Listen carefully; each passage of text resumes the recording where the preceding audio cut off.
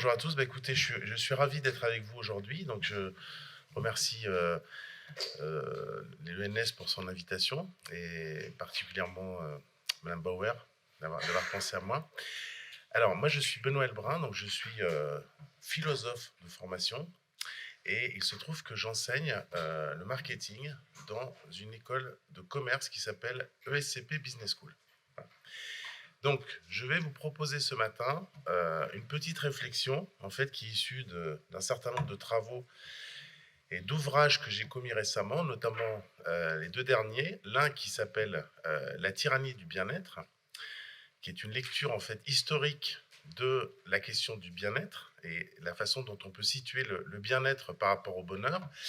Et l'autre qui est sorti avant les vacances, qui s'appelle Peut-on consommer mieux ? Qui est une réflexion sur la société de consommation, donc sur la notion de consommation, qu'est-ce que ça veut dire consommer, et sur la façon dont on pourrait éventuellement changer notre système de consommation. Et puis après, donc, ça sera à vous de jouer, de travailler sur les différents ateliers que l'on vous a proposés. Bon, alors, j'ai intitulé cette petite intervention « Le bonheur est-il un bien consommable ?» Donc, pour essayer de mailler ensemble les différentes problématiques que sont le bien, le bonheur et la consommation. Voilà en gros le sujet qui va m'intéresser aujourd'hui. Alors, je vais commencer par vous poser une petite question, qui n'est pas très difficile, qui est sur l'origine de la philosophie occidentale. Comme vous le savez, nous sommes européens, donc nous sommes grecs, c'est-à-dire que nous sommes façonnés notamment par la culture grecque, en plus de l'être par la culture judéo-chrétienne. Et donc, je pense qu'il est important, pour commencer, de se rappeler quelles sont les questions fondatrices de la philosophie grecque. À vous la parole. Quelle est la première question qui fonde la philosophie grecque et qui n'a pas fondé d'autres traditions philosophiques? C'est-à-dire qu'on ne retrouve pas en Chine, qu'on ne retrouve pas en Inde, qu'on ne retrouve pas au Japon. Quelle est cette question?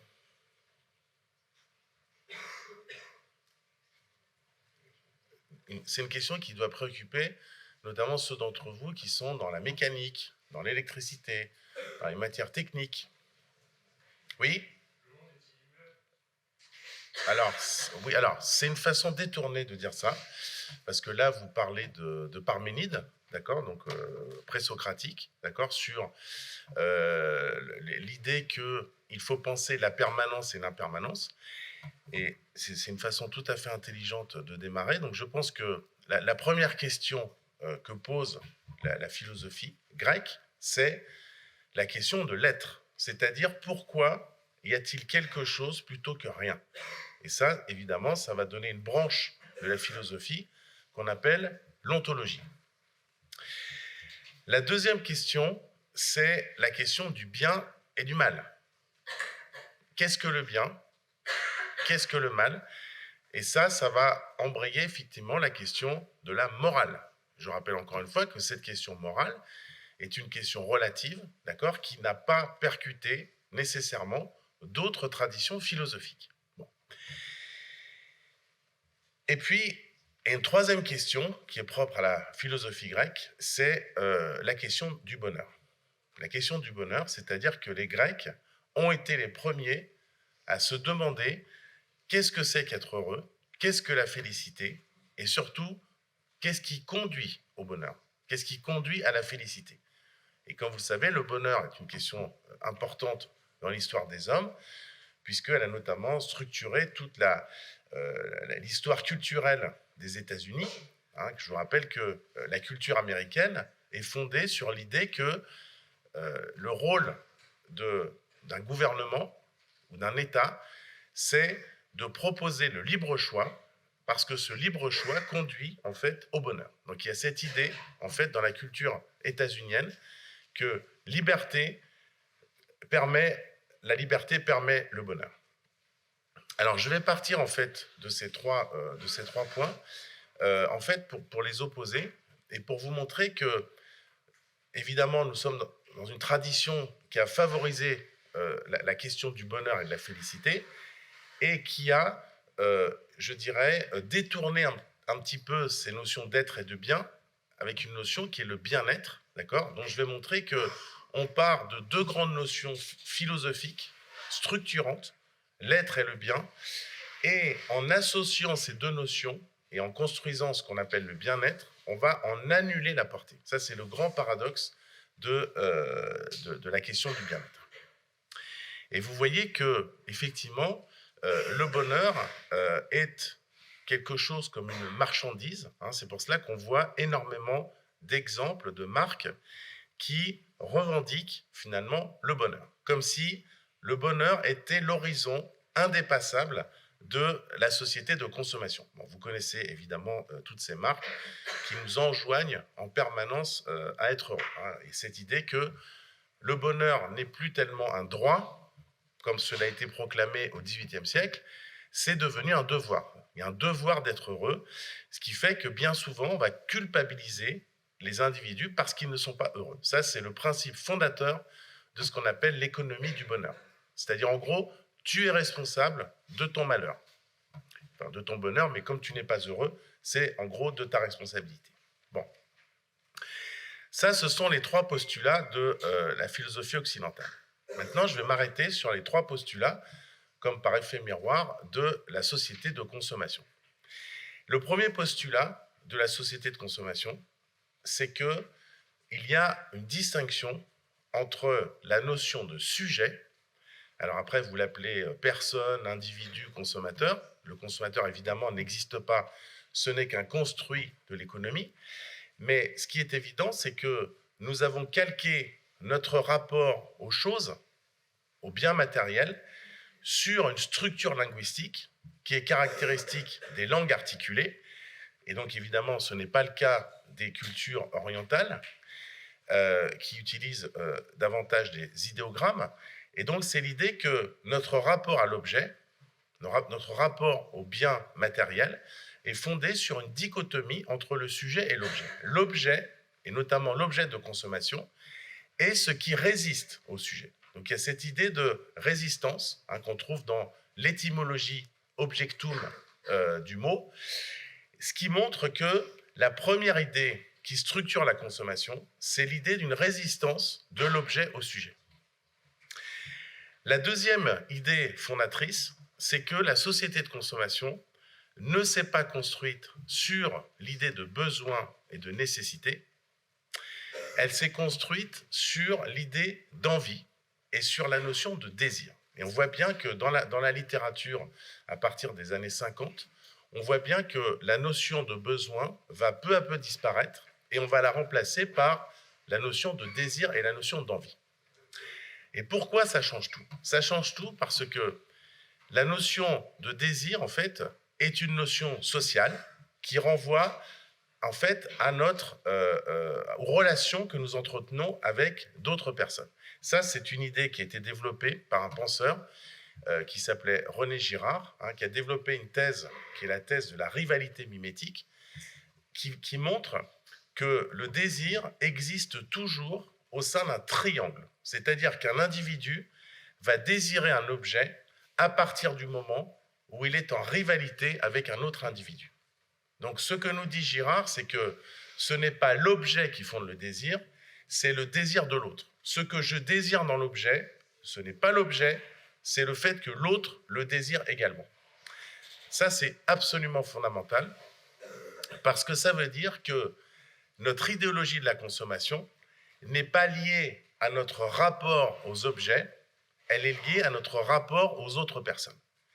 Et quand on regarde l'extension quasiment à l'infini du champ du consommable et du marchandisable, qui caractérise justement la société de surconsommation, eh bien, on s'aperçoit que finalement, la consommation est devenue un terme qui sert à parler des relations sociales.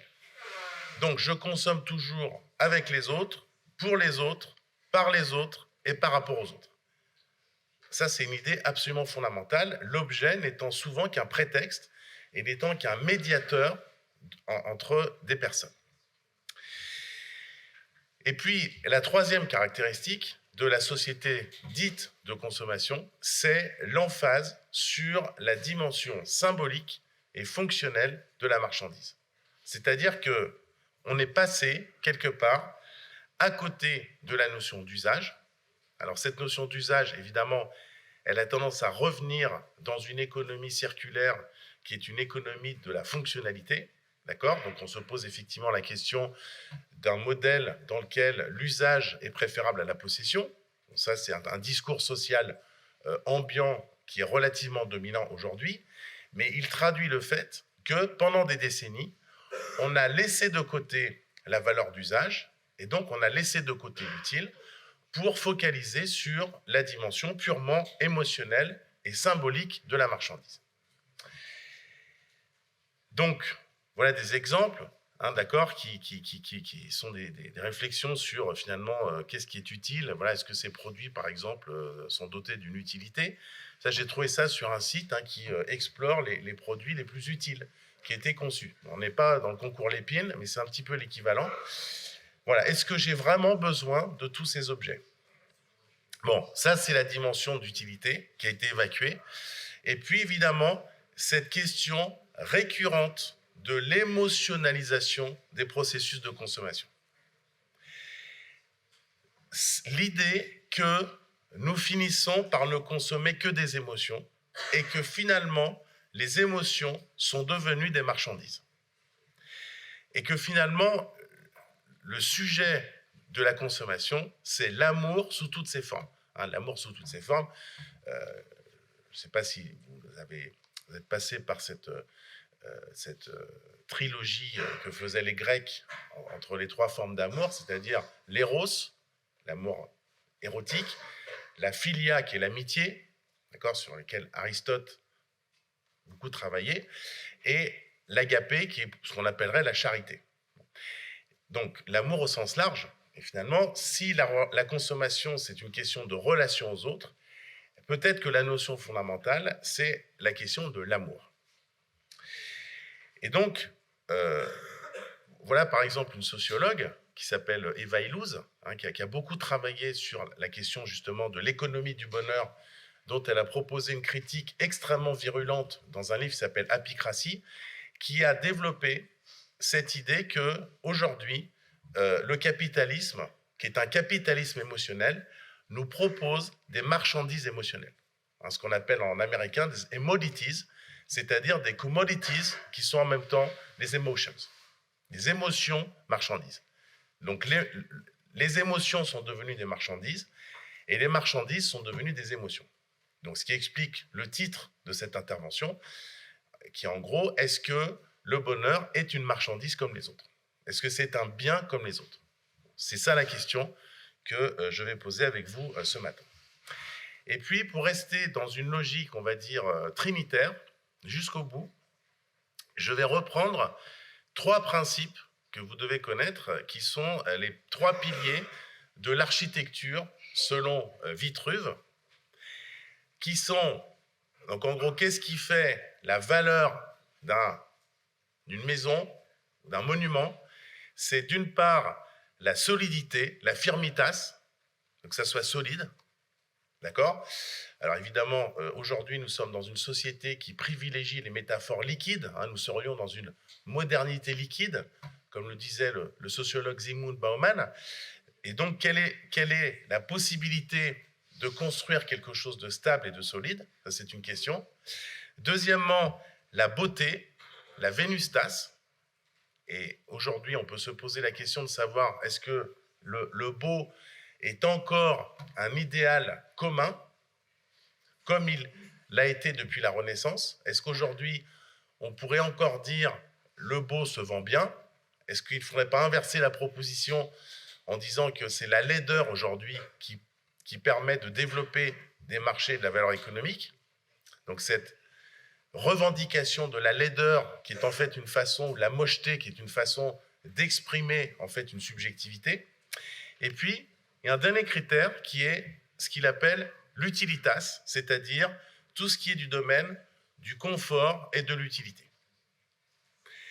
Alors, plutôt de l'utilité parce que, on va le voir, la notion de confort va apparaître un petit peu plus tard, au XVIIe siècle, et donc à l'époque du Vitruve, le mot de confort, évidemment, n'existe pas. Donc ça, c'est pour vous montrer que se poser la question de la félicité, se poser la question du bonheur, c'est aussi se poser la question de l'utilité. C'est pour ça que je vais vous faire travailler un peu après sur qu'est-ce que c'est que l'utile, comment est-ce qu'on peut caractériser un bien utile, est-ce qu'on peut caractériser une personne utile. Voilà, donc ça, c'est simplement des exemples pour montrer la forme de captation esthétique qui caractérise le capitalisme, c'est-à-dire que la beauté a été pendant très longtemps un critère d'élaboration des produits et un critère d'achat. D'où l'importance, évidemment, du design. Bon, donc ça, ce sont mes 3 points de départ, c'est-à-dire les 3 postulats philosophiques, les 3 postulats de la société de consommation et les 3 postulats qui guident finalement l'architecture, donc la construction. Bon, maintenant, passons-en à une phase de constat. À une phase de constat, et là je vais m'appuyer sur notamment un auteur qui s'appelait Tibor Sitowski, qui était un grand économiste, et qui a écrit, il y a exactement 50 ans, un livre qui s'appelle « The Joyless Economy », c'est-à-dire l'économie sans joie. Et l'économie sans joie, c'est, selon Sitowski, le fait que nous allons consommer machinalement des marchandises dont nous n'avons ni envie ni besoin. Donc il y a une espèce d'automatisme dans le comportement de consommation et d'achat qui va conduire à une sorte d'atonie, une sorte d'apathie des individus dans une société de consommation.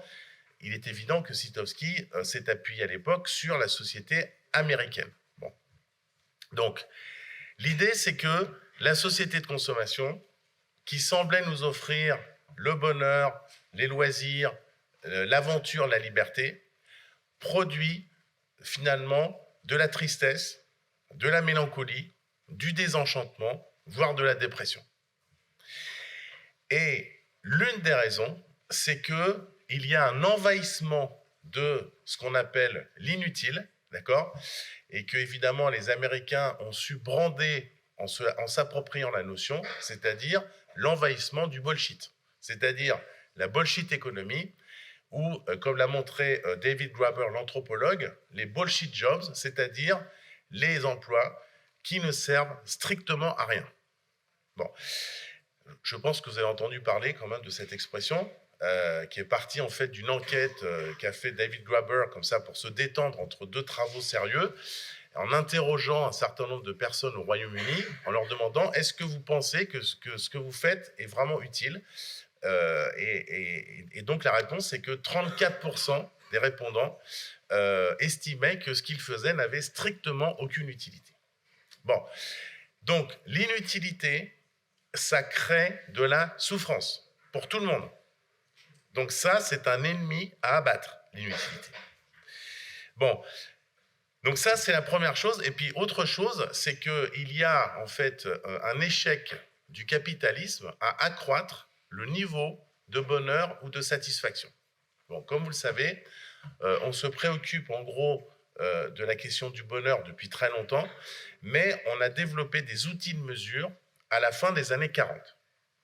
Et je vais reparler tout à l'heure de la création de l'OMS en 1946, qui justement a conduit à développer des outils de mesure pour savoir si les gens sont heureux ou pas de leur existence. Bon.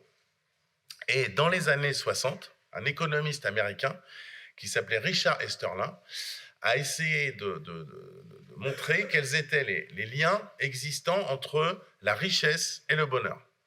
Bon, vous connaissez le dicton « la richesse ne fait pas le bonheur ». Il a essayé de montrer empiriquement, de savoir si c'était confirmé par les faits. Et ce qu'il a montré, c'est que oui, la richesse fait le bonheur jusqu'à un certain niveau de revenu, qui est à peu près de 50 000 $ par an, mais qu'au-delà, le bonheur ne s'accroît plus. C'est-à-dire qu'il faut un minimum vital de ressources pour se sentir heureux, parce que ça nous donne un certain nombre de capacités, de possibilités. Mais au-delà d'un certain seuil, en fait, on voit que le niveau de bonheur perçu ne s'accroît pas. Donc ça, c'est la fameuse courbe d'Esterlin qui va croiser l'évolution du bonheur perçu, d'accord, et on voit qu'elle est stable, et l'évolution du revenu ou du PIB. Et on voit qu'une augmentation significative du produit intérieur brut ne conduit pas à ce que la population soit plus heureuse. Alors, ce qui explique pourquoi certains économistes, et d'ailleurs c'est très à la mode aujourd'hui, ont proposé de remplacer le PIB par le BIB, c'est-à-dire par le bonheur intérieur brut. L'idée, c'est de dire, on ne va pas mesurer la richesse d'un pays uniquement selon le critère de la valeur ajoutée économique, on va regarder la capacité du pays à produire du bonheur. Donc ça, c'est cette notion de bonheur intérieur brut. Bon. Et donc, tout ça, ça m'amène à la question de savoir de quoi parle-t-on. Parle-t-on de bonheur ou parle-t-on de bien-être? Et on a retrouvé, il n'y a pas très longtemps, des archéologues ont retrouvé des lits, en fait, qui étaient fabriqués par nos ancêtres il y a 200 000 ans, donc qui étaient en fait des agrégats de feuilles, de cendres, et on a retrouvé de façon récurrente ces dispositifs, donc qui semblent montrer qu'il y a déjà 200 000 ans, on se préoccupait de ce qu'on appellerait aujourd'hui le confort. Bon. Et c'est la récurrence, en fait, de ce phénomène qui permet de penser que peut-être qu'à l'époque, c'était déjà une question, le fait de se coucher de façon confortable. Bon. Mais la question du bien-être, qui n'a jamais été une question philosophique, parce que autant vous trouvez des bibliothèques entières consacrées à la philosophie du bonheur, notamment au XVIIIe siècle, mais autant vous aurez du mal à trouver des penseurs du bien-être. Je parle bien de penseurs, hein. Je ne parle pas de gens qui trustent les plateaux télé en parlant du développement personnel. Hein. Je parle de gens qui pensent, c'est-à-dire on pense dans un bureau, pas devant une caméra. Bon. Donc, on va voir que c'est l'économie politique du XVIIIe siècle qui a enclenché une réflexion sur le bien-être. Je vais revenir là-dessus dans un instant. Mais il y a un moment très important, c'est la création, au sortir de la Seconde Guerre mondiale, de l'OMS, Organisation mondiale de la santé, qui s'appuie sur un objectif clairement défini, que vous retrouvez ici, ça c'est la charte, qui dit que l'objectif, c'est d'accroître le bien-être physique, social et psychologique des individus. Et donc ça, c'est un tournant anthropologique majeur dans l'histoire de la santé, parce que l'OMS va décréter qu'on ne s'occupe pas uniquement de la santé au sens physiologique, mais au sens social et au sens psychologique. Et elle va donner un nom à cette santé, et elle va l'appeler le bien-être. Donc, ça veut dire que partant de là, on rentre clairement dans une idéologie qui est la propagation d'un bien-être individuel et collectif, ce bien-être étant entendu au sens large, c'est-à-dire dans sa dimension pas uniquement physique, mais dans sa dimension psychologique, émotionnelle et sociale. Ça, c'est un tournant majeur dans l'histoire des idées. Donc, partant de là, d'accord, on pourrait montrer que ça a conduit à une sorte d'envahissement de cette question du bien-être qui est devenue finalement une préoccupation centrale. Bon, et la question évidemment, c'est de savoir dans quelle mesure le bien-être renforce l'idée de bonheur ou au contraire la contrecarre. Bon, voilà par exemple « be a well-being », c'est-à-dire qu'on va même substantialiser le bien-être pour montrer à quel point le bien-être est devenu un acteur important. Bon, et c'est là, je pense, qu'il faut commencer à envisager une distinction entre le bonheur et le bien-être. Comme vous le savez, les Grecs, enfin, je ne sais pas si vous le savez, mais maintenant vous allez le savoir, les Grecs, en fait, ont beaucoup réfléchi sur la question du bonheur, ça je l'ai dit tout à l'heure, et en essayant déjà de théoriser le bonheur, c'est-à-dire en essayant de classer, de critériser le bonheur. Bon.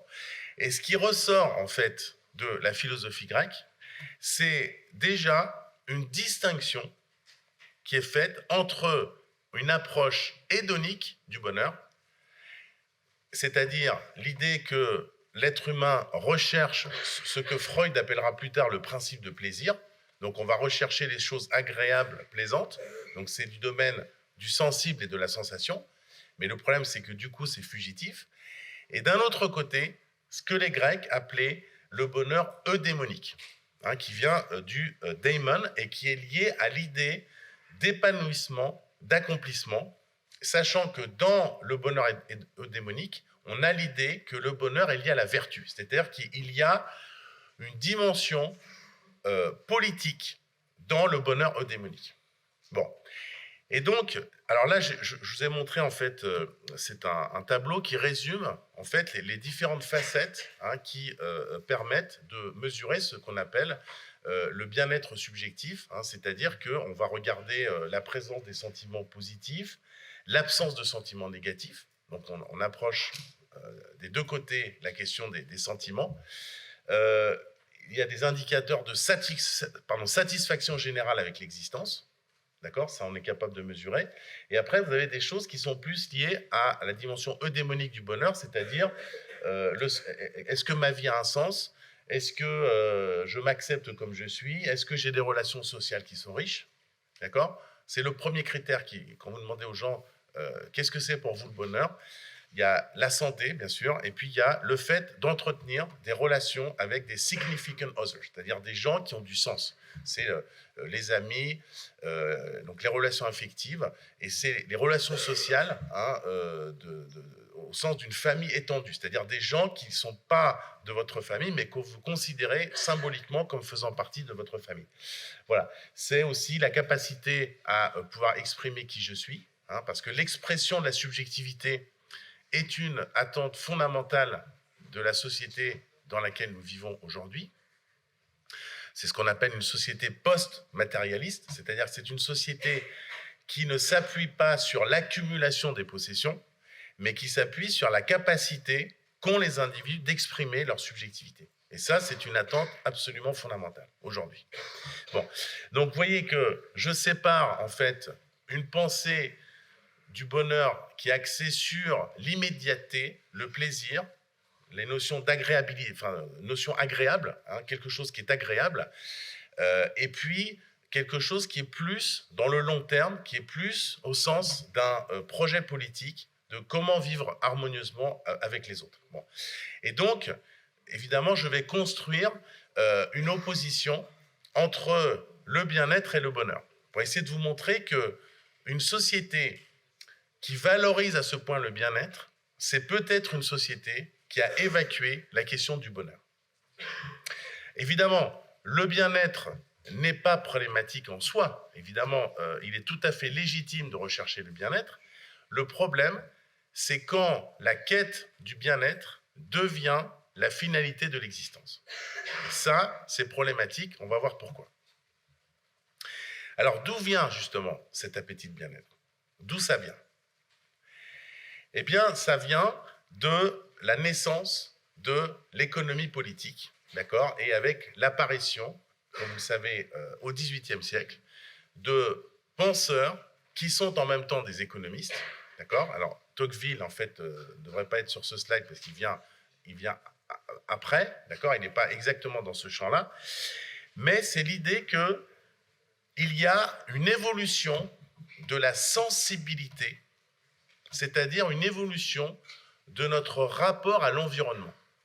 L'objet dont j'ai parlé tout à l'heure, avec lequel on était dans une relation de résistance et d'opposition, va devenir une entité plus émotionnelle, et le rapport de l'homme aux objets va significativement changer à partir du XVIIIe siècle, et ça, on le voit notamment dans l'analyse, des textes littéraires, parce qu'on s'aperçoit qu'avant le XVIIIe siècle, il y a très peu de mentions d'objets dans les textes littéraires, on n'en parle pratiquement jamais, alors qu'à partir du XVIIIe, on va voir apparaître, notamment dans les journaux intimes, on va voir apparaître des objets du quotidien, et on va voir apparaître de nouvelles notions qui sont liées à ce qu'on appelle l'homéostasie, c'est-à-dire le fait de se sentir bien dans son environnement.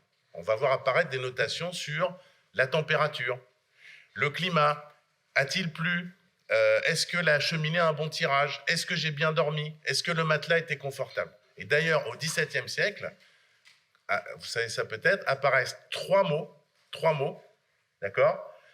Un, le confort, d'accord, enfin plutôt deux mots, et deux, le mot de design.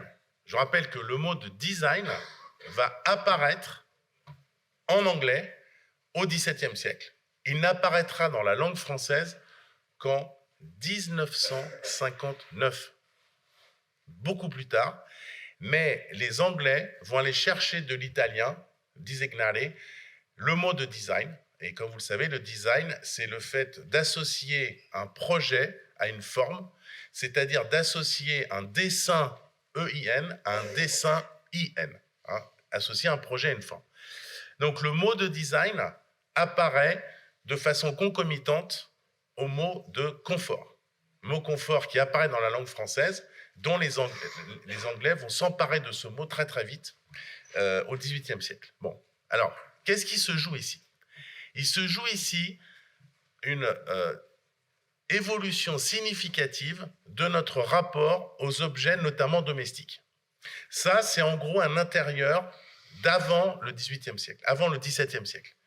C'est-à-dire qu'on est dans une sorte d'austérité, il y a très peu d'objets, l'objet n'a pas d'importance émotionnelle, c'est un instrument, c'est un outil, et l'objet, en fait, se caractérise par, notamment si je prends le fauteuil, par sa verticalité et sa dureté. C'est-à-dire que l'idée, c'est qu'en étant assis sur son fauteuil, on va montrer son statut et surtout, on va montrer une sorte de grandeur et de droiture morale. Donc on va considérer que la dureté des objets, cette notion de résistance avec laquelle j'ai commencé, est liée à une notion de droiture morale. Et comme vous le savez, il y a un lien, en fait, ce qu'on appelle un système semi-symbolique, c'est-à-dire que culturellement, ce qui est dur est moral, ce qui est mou est immoral. Hein, c'est-à-dire qu'on se méfie toujours de tout ce qui est mou, tout ce qui est caoutchouteux, parce que tout ce qui est vertébré, structuré et qui a une certaine droiture est considéré comme quelque chose allant dans le sens de la morale, c'est-à-dire en gros dans le sens du bien. Bon. Et ce qui est intéressant, c'est que va apparaître au XVIIe siècle, voilà le troisième terme que je cherchais tout à l'heure, un nouvel objet qui s'appelle le canapé. On va passer du fauteuil que j'ai montré au canapé. Et ce qui caractérise le canapé, c'est le fait que toutes les parties du meuble qui sont en contact avec le corps humain sont molles. Elles sont recouvertes de tissu. Donc, elles sont confortables, elles sont agréables. Donc, pour la première fois dans l'histoire, au XVIIe siècle, l'homme va se poser la question du confort. Non pas qu'il ne le recherchait pas avant, mais le terme n'existait pas. Et on peut penser que si le terme n'existait pas, la catégorie mentale n'existait pas. Et donc le confort va devenir une quête incessante des êtres humains à partir du XVIIe siècle. Et donc ce n'est pas un hasard que, à peu près à la même époque, apparaissent les termes de confort et de design. Parce qu'en fait, ils sont liés et le design va désormais s'intéresser à produire des objets agréables et confortables. Et évidemment, le canapé en est l'exemple le plus abouti. Bon, il y a aussi, je vais aller rapidement sur ce point, mais au XVIIe siècle, une évolution des pratiques d'hygiène, c'est-à-dire qu'on va beaucoup investir dans les baignoires notamment. Donc la baignoire devient un objet à la mode au XVIIe siècle. Et donc c'est le rapport au corps qui va se transformer, d'accord?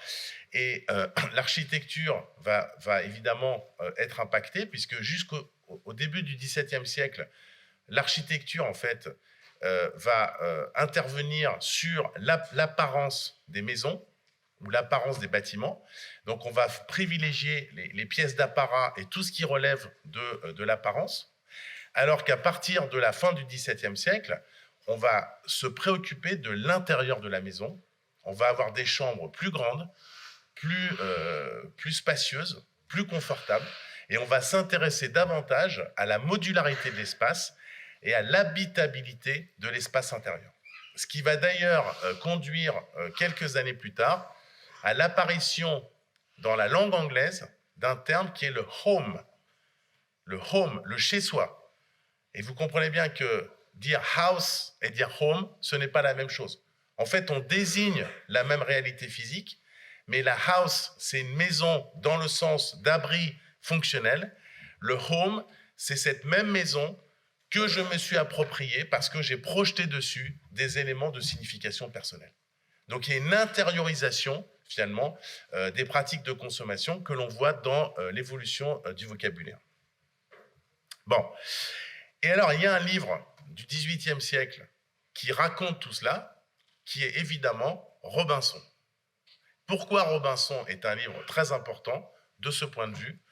Parce que c'est le premier livre qui ne s'intéresse pas aux relations entre les humains, mais qui s'intéresse aux relations de l'homme aux objets. Non pas aux choses, parce qu'évidemment, il faut distinguer la chose et l'objet. La chose vient du monde naturel, la chose n'a pas de signification, a priori. L'objet est un artefact culturel. Il est fabriqué par l'être humain, il a une signification sociale, il a une signification culturelle, et comme je l'ai montré, il a aussi une signification personnelle, parce que je projette du sens sur les possessions. Et donc, qu'est-ce que c'est que Robinson Crusoe? Eh bien, c'est tout simplement un traité sur ce dont a besoin un aristocrate anglais du XVIIIe siècle pour vivre décemment. Et donc, la liste de ces éléments, c'est en gros tout ce que Robinson va rechercher sur le bateau avant que l'épave ne sombre. Vêtements, des vivres, de l'alcool.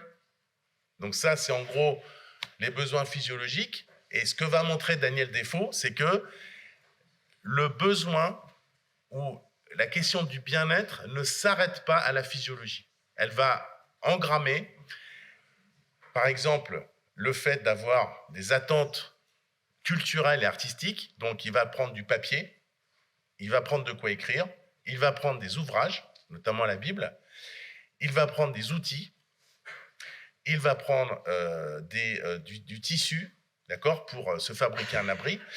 Et donc, vous voyez qu'à cette époque, on va se poser une question fondamentale qui est: qu'est-ce que le nécessaire? Qu'est-ce que le nécessaire? De quoi ai-je besoin pour être heureux? Ou en tout cas, pour expérimenter le bien-être. Et Robinson est le premier traité sur la relativité de la nécessité. Parce qu'en fait, on ne peut pas décréter de façon universelle ce qui est nécessaire et ce qui n'est pas nécessaire. Le nécessaire est relatif. Il dépend d'un contexte historique et il dépend d'un contexte culturel. C'est toute la question qui a été posée pendant le premier confinement, quand notre cher Premier ministre a décrété que certains commerces étaient nécessaires et d'autres ne l'étaient pas. Bon, il est impossible de répondre à cette question, même quand on s'appelle M. Castex. Parce que en France, on a laissé ouvert les cavistes, d'accord? En Italie, on a laissé ouvert les coiffeurs. Bon, il y avait un très bel article ce week-end dans Le Monde, très très très long d'ailleurs, 17 minutes de lecture annoncée sur le site, c'est rarissime pour Le Monde, en gros qui est une enquête ethnographique sur l'importance du coiffeur dans la vie des gens. Bon. Et on s'aperçoit que oui, aller chez le coiffeur, ça a l'air banal et ça a l'air d'être une frivolité, c'est une action fondamentale, parce que c'est là que vont se raconter tout un tas de choses. Bon. Donc, il n'est pas possible de définir le nécessaire. Bon. Et ça, c'est une notion très importante qui est à la base de l'économie politique du XVIIIe siècle. Comme vous savez, le fondateur de l'économie politique s'appelle Adam Smith. Et Adam Smith a écrit une théorie des sentiments moraux, A Theory of Moral Sentiment. C'était son premier ouvrage. On a retenu d'Adam Smith essentiellement que la dimension égoïste de l'être humain, c'est-à-dire qu'il a donné toute une théorie de la rationalité économique, mais on oublie très souvent que la passion fondatrice de l'être humain, selon Adam Smith, c'est la sympathie, ce qu'il appelle la sympathie. Bon, donc, la notion de sympathie émerge au XVIIIe siècle, et pourquoi c'est nouveau? Parce que c'est la première fois que des personnes aisées vont se mettre à la place de personnes nécessiteuses. Et donc, des aristocrates anglais vont se demander, mais de quoi les gens pauvres ont-ils vraiment besoin? Et en fait, on va s'apercevoir que le besoin est tout à fait relatif. Bon, et c'est très important, pourquoi? Parce que si vous regardez par exemple l'histoire des théories sur le luxe ou l'histoire de la pensée du luxe, on s'aperçoit que depuis l'Antiquité, on critique en permanence le luxe en disant le luxe, c'est la luxure, c'est inutile. Et ce que va montrer Adam Smith, c'est que le luxe a une grande utilité économique parce qu'il produit de la richesse, mais surtout qu'il est impossible de définir ce qu'est l'inutile. C'est impossible. Et donc, c'est impossible de définir le nécessaire. Donc, le luxe est nécessaire. Donc ça, c'est en gros la démonstration, évidemment, je résume de façon caricaturale, d'Adam Smith. Mais il faut bien comprendre que toutes les réflexions que l'on a aujourd'hui sur le revenu universel viennent directement de cette question qui apparaît chez Adam Smith, qui est liée à la sympathie. De quoi mon prochain a-t-il besoin pour être dans une situation de bien-être déjà matériel? Là, c'est une notion qui est absolument fondamentale. Bon, et alors le problème, c'est que si on est tous d'accord, je pense, sur cette idée qu'il faut contribuer au bien-être à la fois individuel et collectif, parce que ça, c'est le projet de l'utilitarisme, le problème, c'est quand le bien-être devient envahissant, quand le bien-être devient une idéologie. Et on va voir que quand le bien-être devient une idéologie, c'est peut-être qu'on a oublié d'être heureux ou qu'on a abandonné le projet d'être heureux. Donc, le bien-être se caractérise par des formes, par des figures, d'accord? Ça, ce sont des visuels typiques d'une idéologie du bien-être, d'accord? C'est-à-dire forte présence aquatique, l'importance du végétal, des postures qui sont liées à la sérénité, des couchers de soleil, la mer, d'accord? Donc, toutes ces images qui, quand on les utilise dans la publicité, crée beaucoup d'agréments. C'est-à-dire que ça fait plaisir en fait aux individus d'être exposés à ce type d'image. Et on voit bien qu'une société du bien-être, qui est la société dans laquelle nous vivons aujourd'hui, c'est une société qui va survaloriser ce type d'imaginaire, dont vous voyez bien qu'on est dans la légèreté et on est dans le fait qu'il faut absolument se préoccuper du moment présent. C'est-à-dire que ce présentisme veut dire qu'on n'a plus du tout de projection dans un avenir collectif. Donc c'est un problème évidemment politique, parce que le politique, c'est la capacité à se projeter ensemble dans un avenir qui a du sens. Et c'est une idéologie qui va privilégier le plaisir immédiat, le plaisir facile. Donc c'est un hédonisme, et pas du tout un épicurisme, comme on pourrait le penser. C'est un hédonisme qui va se focaliser sur le moment présent, sur la sensation, et sur des sensations qui sont rassurantes. C'est pour ça que, pour moi, le moelleux au chocolat est le mythe par excellence de la société du bien-être. C'est onctueux, c'est chaud, c'est rassurant, ça coule. D'accord? Et surtout, c'est mou. Le bien-être, c'est la mollesse. Et la mollesse, ça veut dire qu'il n'y a pas de résistance. Comme si on refusait toute idée de résistance, à la fois sur le plan physique, d'accord, ou sur le plan des idées. Donc, ce qui évidemment a des implications sur le plan politique. C'est-à-dire que le bien-être est une façon d'endormir les individus pour éteindre toute velléité de résistance politique. D'accord? Une société du bien-être, c'est une société qui n'oppose plus de résistance. Il y a une sorte de non-discontinuité entre les êtres, qui est d'ailleurs la caractéristique de ce qu'on appelle la pensée New Age, hein, cette pensée qui vient des États-Unis et qui est en fait la réinterprétation qu'ont fait les Américains et notamment les Californiens des spiritualités orientales, l'hindouisme, le taoïsme, etc. Donc tout ça, quand ça a été récupéré dans les années 70 par les mouvements anticapitalistes, d'accord, ça a été réinterprété à la source occidentale et ça a constitué ce que les Américains appellent le New Age, dans lequel vous trouvez le yoga, le tofu, les sushis, le cristal guérisseur, enfin toutes ces pratiques hétérogènes qui constituent en fait une nouvelle spiritualité fondée sur l'idée d'un monde qui n'a pas de frontières, dans lequel il n'y a pas de discontinuité entre les êtres. Autrement dit, nous faisons tous partie du même être. Et ça, c'est, je pense, une idéologie qui est dominante aujourd'hui. Et donc, le fait que nous fassions tous partie du même être, ça veut dire qu'il n'y a plus de résistance. Et donc, il n'y a plus d'altérité. Et ça, c'est une question, évidemment, qui est problématique. Donc, c'est l'apologie du mou, sous toutes ses formes, du confort, d'accord? Et je pense que l'autre emblème de cette société du bien-être, c'est évidemment la night air, c'est-à-dire d'un monde dans lequel je suis en lévitation parce qu'il n'y a plus de résistance du sol, je ne sens pratiquement plus la gravitation universelle. Voilà, c'est le monde du confort absolu. Et le confort absolu, dans une culture américaine, c'est en gros une façon de dire la liberté absolue. C'est-à-dire qu'il n'y a plus de résistance de la matière. Et vous comprenez que cet environnement culturel est tout à fait propice au déploiement de ce qu'on appelle le transhumanisme. C'est à partir de là que je peux penser l'homme augmenté et l'hybridation homme-machine, qui est, comme vous le savez, une pensée qui est en train de développer son emprise depuis, encore une fois, la Californie. Bon. Que penseront vos arrière-petits-enfants quand ils verront des photos des gens se baladant en trottinette électrique à Paris, hein? C'est-à-dire que, est-ce que c'est vraiment du progrès ou est-ce que c'est de la régression? Je laisse la question ouverte, on aurait pu faire un atelier là-dessus. Bon, alors, bientôt terminé. Vous avez été très patient, je vous en remercie.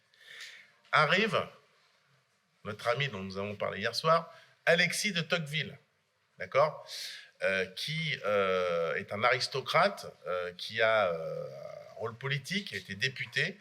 Et Alexis de Tocqueville est parti aux États-Unis pour essayer de comprendre ce qu'étaient les caractéristiques de la démocratisation des sociétés. Donc il a fait en fait une étude ethnographique aux États-Unis au XIXe siècle pour essayer de mieux cerner les enjeux de la vie démocratique et de savoir en fait qu'est-ce qu'il fallait ou pas réimporter en France. Bon.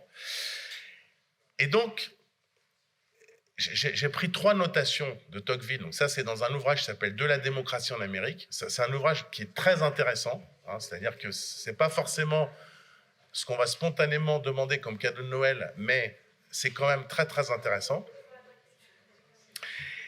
Et donc, ce que va montrer Tocqueville, c'est que la démocratie est liée évidemment à un processus d'individuation, c'est-à-dire que l'homme va prendre conscience de son autonomie, ce qui va contribuer à isoler les citoyens les uns des autres. Et ce que va montrer Tocqueville, c'est que cet isolement est un problème politique parce qu'il va empêcher toute capacité ou toute idée de rassemblement autour d'un projet pour envisager l'avenir. Ça veut dire que tout ça, c'est lié à un éloignement des citoyens des affaires publiques, donc notamment de la chose politique, parce que les êtres humains vont avoir tendance à privilégier leur confort matériel et psychologique. Donc c'est lui le premier qui a compris la dimension politique du confort, en disant, mais finalement, ce que j'ai observé aux États-Unis, c'est que nous glorifions tous ce qu'il appelle le Dieu confort, et que du coup, c'est un danger. Pourquoi? Parce que nous sommes prêts à abdiquer notre liberté pour quelqu'un qui va nous proposer de perpétuer cet état de confort. Parce que ce qu'il dit, c'est que le confort n'appelle qu'à sa répétition. C'est quelque chose de répétitif, c'est-à-dire que quand je suis dans un sentiment de bien-être, j'ai envie que ça se répète. Et du coup, je suis prêt à abdiquer ma liberté politique si on m'assure qu'on va garantir ce niveau de confort. Voilà. Ça, c'est une analyse très très importante qui est développée par Tocqueville, qui est la première critique finalement de cette idéologie du confort. Alors attention, ce que j'appelle l'idéologie du confort, c'est pas le fait de valoriser le confort, ça personne n'est contre, et pas moi, et ni le bien-être, c'est simplement que, vous savez ce qu'on appelle un mythe. Un mythe, c'est un récit culturel qui se fait passer pour naturel. C'est-à-dire cette idée que le bien-être est une évidence, que c'est un horizon politique. Eh bien non, je le dis, le bien-être ne peut pas être un horizon politique. D'accord? Parce que le bien-être n'est pas projectif. Le bien-être, c'est quelque chose que je vis maintenant, qui n'a aucune durée. Et le problème du bien-être, c'est que comme il n'a pas de durée, je vais attendre du politique qu'il m'octroie cette répétition du bien-être. Et ça, évidemment, c'est un danger parce que ça augure un monde sans résistance, d'accord? Et un monde qui est articulé sur des sensations propres et pas sur un projet collectif. C'est pour ça qu'il y a, de mon point de vue, une opposition fondamentale entre le bonheur, qui est un projet politique et collectif. On ne peut pas être heureux tout seul. Même Coca-Cola le dit. Togetherness, happiness is togetherness. En gros, c'est le claim de Coca. Et donc, le bien-être ne peut pas constituer un projet politique. C'est-à-dire que ça consiste à considérer que les êtres humains sont des monades, hein, ça c'est la théorie de Leibniz, des monades, c'est-à-dire des unités isolées qui n'ont plus de lien les uns avec les autres, d'accord? Et du coup, il est impossible de construire du collectif si l'on est arc-bouté sur une finalité qui est le bien-être. Bon, et ça, Tocqueville l'avait très très bien vu. Et donc pour terminer, je vais simplement ouvrir avec la question de l'utile, parce que je pense qu'il y a une notion qui est fondamentale pour essayer de sortir justement de ce diktat du bien-être, du confort et de la mollesse. Et la mollesse, vous l'avez compris, se traduit par une apathie électorale. Hein. C'est-à-dire que combien de gens aujourd'hui, je pense, dans votre génération, pensent qu'ils n'y ont pas voté aux prochaines élections. Parce que du coup, ça ne sert à rien. Hein. Du coup, on ne se reconnaît pas dans ces projets politiques. Donc, il y a une apathie collective par rapport à la question politique qui, évidemment, est problématique. Hein. C'est bien pour ça qu'on ne prend pas en compte les bulletins blancs, parce que si on prenait en compte les bulletins blancs, on s'apercevrait qu'un président de la République est élu par 14% des électeurs, ce qui est quand même problématique. La représentativité avec 14% des électeurs. Bon, donc tout ça, ça a quand même des conséquences politiques. Bon, je vais passer là-dessus. Je pense que l'utile, justement, est une notion à côté de laquelle on est passé. Alors pourquoi je parle de l'utile? Parce que moi, je suis un fervent défenseur de l'utilitarisme au sens de Jérémy Bentham, c'est-à-dire je suis convaincu que l'utilitarisme est une voie politique extrêmement fructueuse, hein, c'est-à-dire qu'il faut repenser la question de l'utilité. Or, la question de l'utilité est souvent malmenée parce qu'on confond l'utilité et l'instrumentalisation. L'utilité peut prendre différentes formes et l'utilité n'est pas strictement fonctionnelle. Hein, vous prenez une marque comme Bic, alors évidemment vous allez me dire c'est une marque qui est très fonctionnelle, mais derrière la fonctionnalité, on peut ouvrir des horizons très intéressants et très prometteurs. C'est pour ça que je trouve ce visuel extrêmement intéressant. Et on peut envisager plusieurs types d'utilités. D'accord? Oui. Nous en parlions hier soir. Et ça amène à une notion qu'a développé un philosophe qui s'appelle Pascal Chabot, hein, le qualitarisme. C'est-à-dire cette idée qu'il faut repenser la qualité, en fait. La qualité, c'est quelque chose de fondamental. Parce qu'aujourd'hui, il y a une dégradation de la valeur des biens marchands qu'on voit d'ailleurs à travers un discours sur le prix, qui est toujours un discours sur le prix bas. Donc l'économie du low cost a eu un effet dévastateur sur notre perception de la valeur de la marchandise. Et l'un des enjeux, c'est collectivement de revaloriser en fait la perception de la valeur des biens marchands. Bon. Et donc c'est la question de la qualité. Et cette question de la qualité, elle renvoie à la question de l'utilité, au sens que l'utilité, c'est le fait qu'une chose soit agréable, c'est-à-dire qu'elle augmente finalement ce sentiment de plaisir et d'utilité au sens large que peut procurer la marchandise.